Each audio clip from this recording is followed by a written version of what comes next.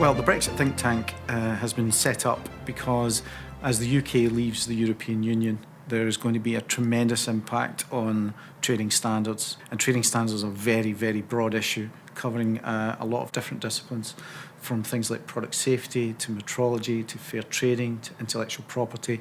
And so the sheer breadth of it means that there has to be really careful considerations as to what the impacts might be, the threats and the opportunities. We've brought together a range of experts, subject matter experts in each of those areas that I'd mentioned. There's around a dozen experts across these broad areas, including those with EU expertise and policy and consumer policy. But it's mainly CTSI lead officers who are the experts within their particular field. They work it and they read it day to day. So they're the go-to people in terms of what we're looking for in expertise. The main themes that are emerging it's a really complex area. The government has said that the consumers will have no less protections on the day that we leave the European Union, and that seems to be a very sort of noble and pragmatic aim that we would of course get behind.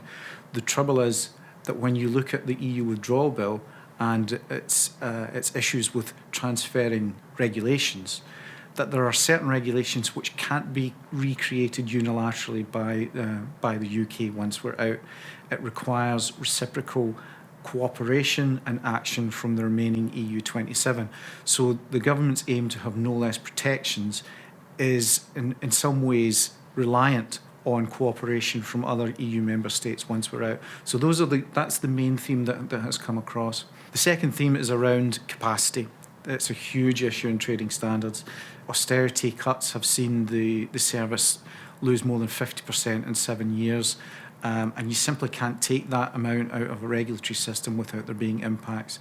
So issues such as market surveillance and enforcement are going to be really at the forefront. They're at the forefront now, but as we leave the EU, they'll become even more important because we face an uncertain regulatory future, an uncertain legal future, and regulatory expertise and legal knowledge will be at a premium come that day. Consumers at the moment haven't really considered the impacts of Brexit because it probably hasn't affected them yet, apart from some changes in pricing. The true test will come when regulations that protect them from things like flight compensation, for example, aren't available to them, or that there's a product safety risk that develops in the EU that isn't communicated to consumers in the UK, things that impact on them directly. It's at that stage that they'll realise the benefits of some of the consumer protections we've had. We've had a number of Whitehall government officials at the think tank, and we're speaking to them directly to making sure that our impacts and our policy points are made to them. We have the chief executive of CTSI has been before the EU Justice Subcommittee to make the very points that were being brought out in the think tank's considerations, and the government's response acknowledges them directly.